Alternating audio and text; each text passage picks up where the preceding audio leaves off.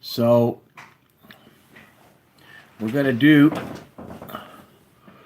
a presentation, and I'm going to try to explain and shed some light on the light bulbs that you use in your homes.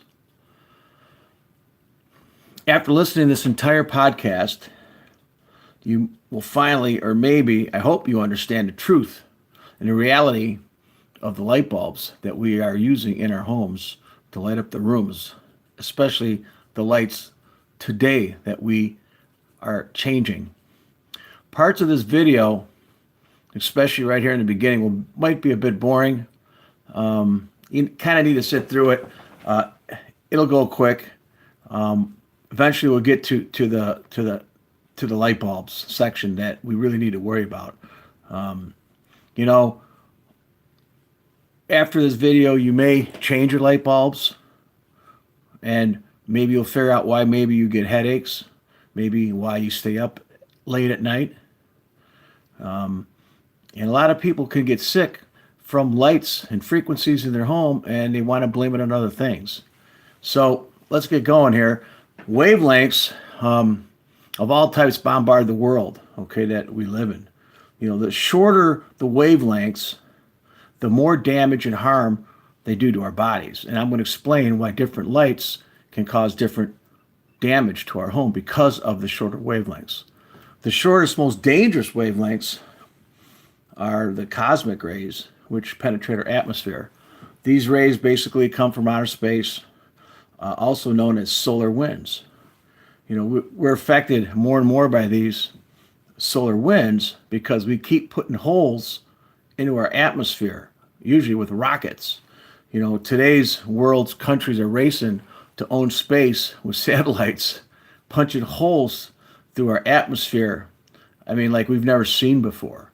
In America, we have this company, I don't know if it's American, but SpaceX is shooting up rockets daily. They're just putting holes into our atmosphere. Thousands and thousands of holes. We need our atmosphere pretty much to protect us from cosmic rays, solar rays, etc. Solar winds also affect people. When there's holes in our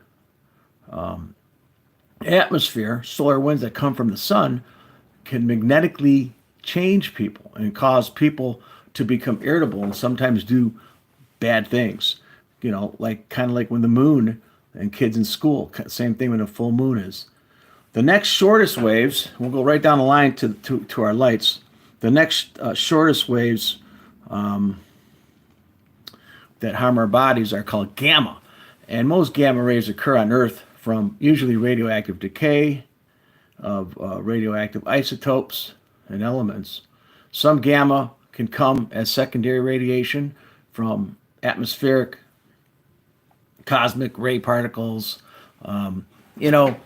Gamma rays also come from nuclear power plants right here on Earth.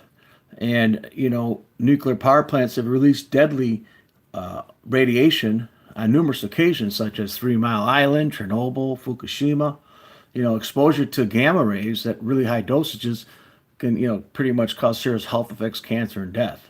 Moving down the line, and we're getting to the light bulbs, are the X-rays. They're short wave wavelengths, approximately 1 nanometer. They cause harm to our body. This is why X-ray technicians at your dentist's office, they kind of leave the room. They don't hang out with you. They go to the other room. And you might want to think twice before getting your yearly dental X-rays, especially if you don't need them. A lot of dentists today like to tag on extras, and they get paid if they have X-rays. So people do X-rays every year. Not sure I want to do X-rays every year for preventative maintenance. Sometimes preventative maintenance can cause health issues years down the line. Finally, in the shortwave zone, which harms our body, is ultraviolet light. And the ultraviolet wavelengths are getting a little bit larger now. Approximately, we're going to get to 250 nanometers before we were at 1, right? And so they're a little bit bigger, and the ultraviolet light is bad as well. Sometimes you get exposed to it if you're not supposed to stay in it, but they'll use ultraviolet light as filters in furnaces. That's why they're inside the furnace. You're not being exposed to it. So now we're going to move on to visible light. And this is larger wavelengths, 250 nanometers to 750. Now, the different light bulbs go in this range. So the lower the nanometers, the more dangerous it is to your body, and the higher, the better. So we'll go right through these, and we'll explain each light bulb. So we talked about the ultraviolet light. That was around 250. It's in the blue range. So if you think of a rainbow, it goes from purple, blue, up to red. So think of that. And we're going to go from left to right, from ultraviolet to red. So in the ultraviolet range, the 250, the blue light, that is about 475 nanometers. Okay, and it's not good for you, and it can hurt you. As we move up to 510 nanometers, yellow light, and 575 nanometers to orange light, 610 nanometers to red light, and then 650 to 800 nanometers to red light, which is pretty good. So basically, this is your light spectrum. And then after that, we go into infrared, which is 800 to 1,000 nanometers. So healthy light bulbs rejuvenate our cell growth in our bodies. In the visible light zone, the larger wavelengths, which are good for us, that are plants like and we like, are 600 nanometers to 800 nanometers. Okay, but lights that produce violet, blue, and green and yellow light spectrums damage our bodies and make us sick. The light bulbs that make us sick are as follows. We'll go from the worst to the best.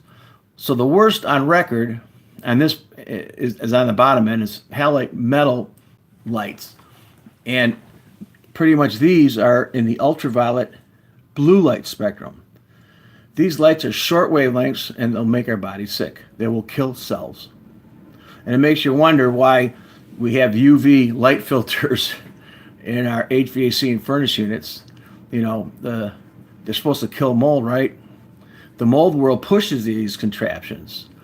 Okay, so I'm not sure, if it's killing mold, it's probably not good for you as well. Okay, if you want to solve your mold problems, you got to find the water source and leaks and condensation and repair your house. So contractors will put these UV filters in our furnaces that are supposed to kill mold. And luckily, we don't get exposed to that light too much. We don't see it because it's hidden. Coming second is high pressure sodium lights. And these are in the violet and blue light spectrum. Okay, these lights are also in the short wavelength zone, and they cause sickness to our bodies and they kill our cells. Many of these types of lights are found in commercial parking lots and in your mall parking lot. Many of these commercial establishments right now today are switching to LEDs, which we're going to talk about right now. So in third place in the bad light zone are the LEDs, light emitting diode lights. And these are in the blue light range. These are the ones everybody's changing to. And I'm going to explain what's going on with this. The new LED efficient lights are also short wavelength lights that make us sick and kill our cells. The LEDs are now being used in cars, buildings, street lights, pretty much everywhere. Okay, we'll get into that a little bit more. In the fourth place are the long fluorescent light bulbs that we see in our drop ceilings in offices, buildings, and stores. Now, they've taken these fluorescent light bulbs, these long ones, and squished them and made them smaller. And they're kind of like the new those twirly lights. They're compact fluorescent lights, also known as CFLs. Now, these lights are also in the blue and green light spectrum, and they make us sick and kill our cells. Not only are these lights in the shortwave spectrum, but the CFLs are also full of mercury. So when these bulbs break, they contaminate the entire home with mercury. And most people that work in the factories that make CFL light bulbs have mercury poisoning. Moving on to the fifth light bulb, we're working our way up to the good light bulbs here. Are halogen lights. And these aren't as damaging, and these lights pretty much fall into the green and yellow light spectrum, okay? And earlier I explained the nanometers of the spectrums. Although this spectrum is not as dangerous as the ones above, it can still make us sick. Finally, the only light bulb left is the original incandescent tungsten light invented in the 1800s by Edison, Thomas Edison. It's still used in several countries. Many countries banned this incandescent light, and most of the incandescent light bulb manufacturers have shut down and closed their doors. So this older original light is actually in the safe color zone of orange and red light, which is good for our bodies, and it actually rejuvenates our cells. If you put plants underneath these incandescent lights, they'll grow. But if you put plants under CFLs, they won't grow. They'll be sick. Humans are no different. It's not rocket science that the only safe light bulb is the incandescent tungsten orange and red light. You know, it's if you look at a rainbow, like I said earlier in mine, the rainbow goes from violet to blue to green to yellow to orange and finally red. This is the visible light or sunlight. Okay? The yellow is not that good, but the orange and red are. Okay? Orange and red are healthy lights, and that is this particular light bulb. If the world didn't have orange and red light, we would not even exist. Anything below the yellow light spectrum is terrible, unhealthy, kills our cells, makes us sick. So why do we get rid of the only safe light bulb, the incandescent tungsten light bulb? The light history goes back in time when we used candles. And candles were healthy orange, red lights. Later on in the 1800s, we had oil lights, which also produced healthy orange and red light. In 1879, Thomas Edison invented the tungsten light, which is, again, orange and red spectrum. Very healthy light, which rejuvenates our cells. Now, things started to go downhill in 1934 when the fluorescent light was invented. And we'll talk about what this does, this light can do to you. This was a harmful light. In 1976, the complex fluorescent light bulb was developed. And this is also a very dangerous light. And then finally, in 2006, the LED was born. And this light was pretty much going to take over the world, making everybody on this planet sick. This is why we pretty much have LEDs since 2006 pretty much all over the world. And not only that, we have a lot more sicker people today. I'm not going to blame LEDs and CFL light bulbs, but it sure helped. It's pretty much part of it. You know, the traditional incandescent light bulb, which is the old light bulb we grew up with, would come in 40, 60, 100, 150 watts and would cast and would glow warm. It wasn't that efficient because of the heat, right? And so these light bulbs would use more energy, okay? But they were good for us.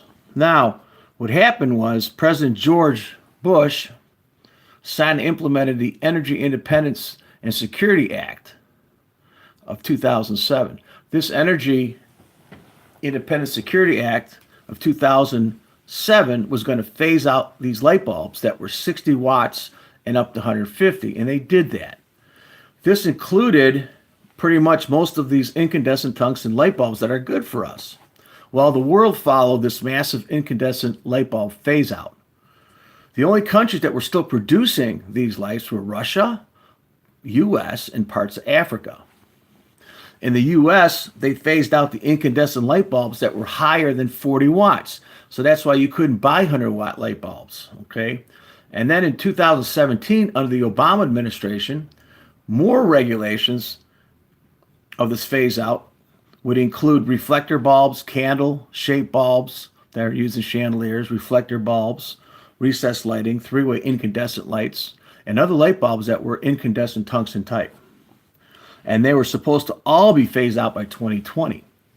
So basically, these regulations shut down the incandescent light bulb manufacturing business in the USA. It was done.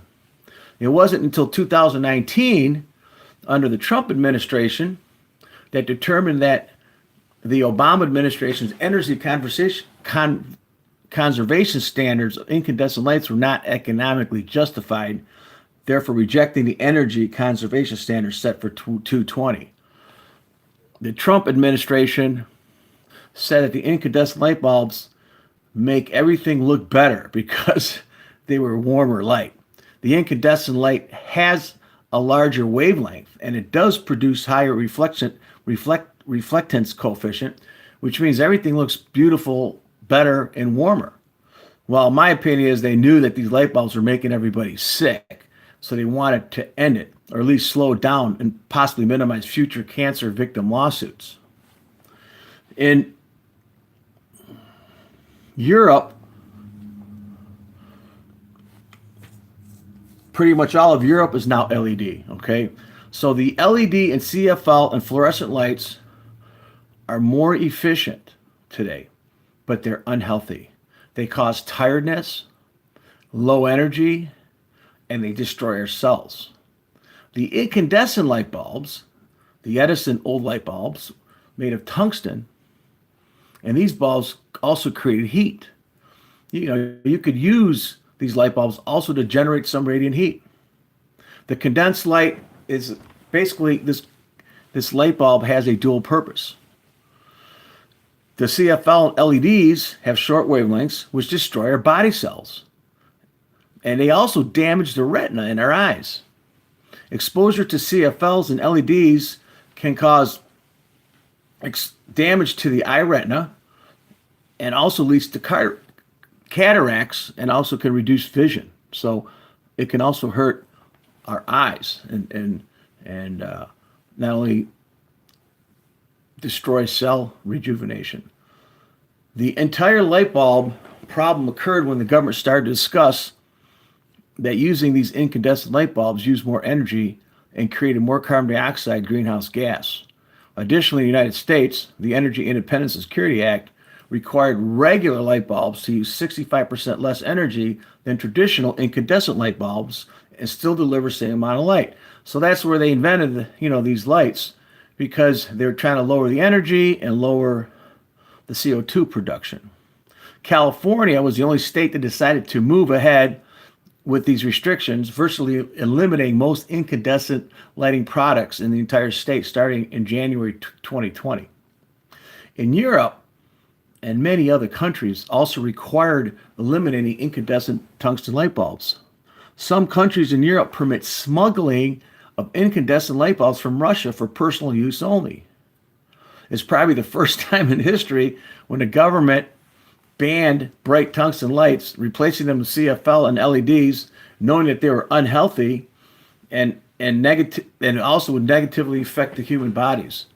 Additionally, many of these lights, including fluorescent lights, flicker. Okay, so the fluorescent lights are the long tube lights we talked about earlier, and then he squished them to make them smaller to create the complex fluorescent lights. Well, it's the same light.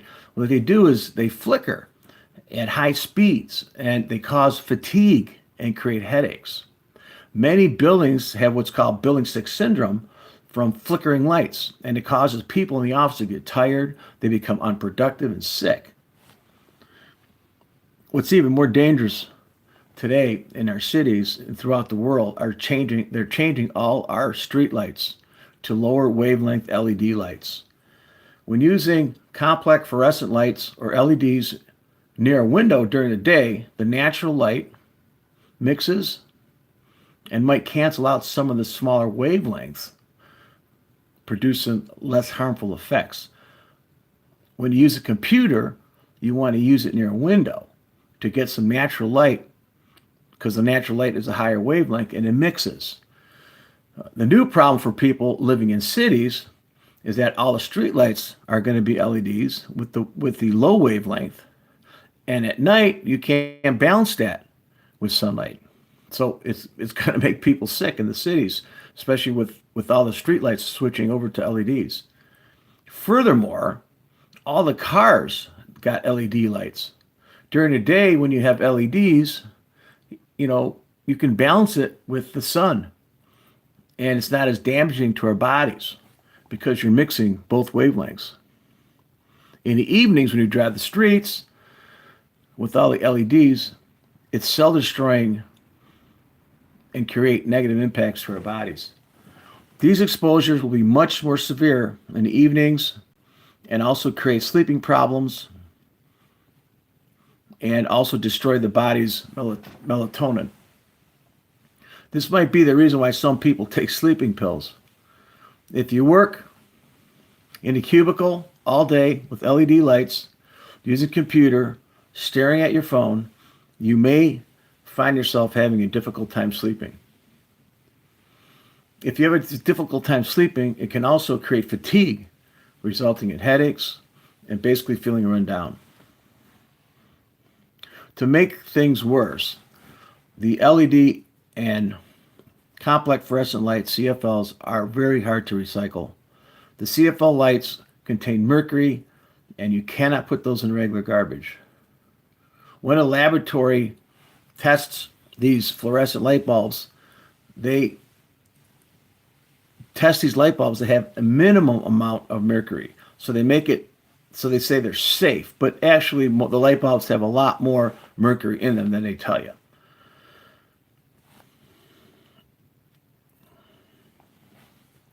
The manufacturers that make these CFL, complex fluorescent lights, state that you need to wear, ready for this, mercury vapor suits and respirators if you break the lights when cleaning them up.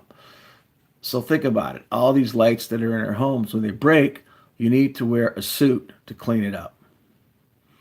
Okay? And otherwise, you're going to contaminate your whole home. If you dump it into the dumps, you're just contaminating the dumps. And then it gets into our water and our fish and our frogs. You know, the manufacturers, when you break one of these lights, they'll tell you to also open up a window and air out the house. The general public does not know about these safety precautions. You know, I just told you these now, but you didn't know that. They don't tell you that you break one of those, you need to put on a spacesuit, okay? And you have a high probability of getting poisoned. They don't tell you that. These companies do not put the exclusion statements and tell us in public. They don't tell us, okay? So when people break these light bulbs, they become poisoned.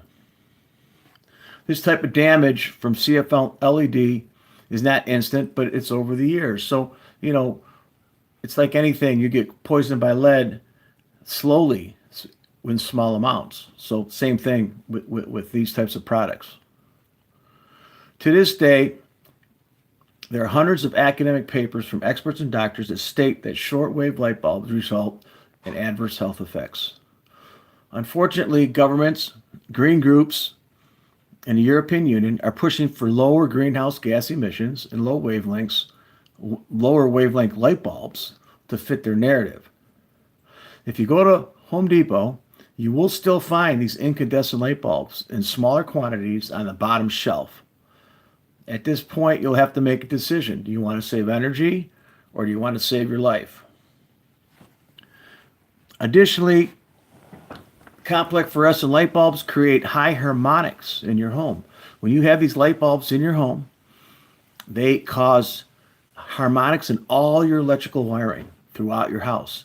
So they become basically antenna transmitters. Your house becomes an antenna.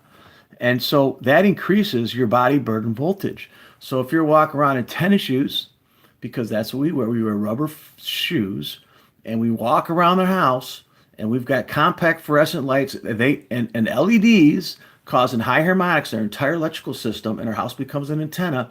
And then we eat acidic food because in America, the Western world, we have an acidic diet, and then we pick up this voltage, our body burden voltage from high harmonics caused by these light bulbs. We become a walking battery. And as we stay in the home, and let's say we're confined to our home for 4 months, and we don't go out and ground ourselves, we keep building that up. We keep building that up. And then our immune system keeps getting lower, lower, and lower. And we wonder why we get sick and we get flus and things like that, because our immune systems are down.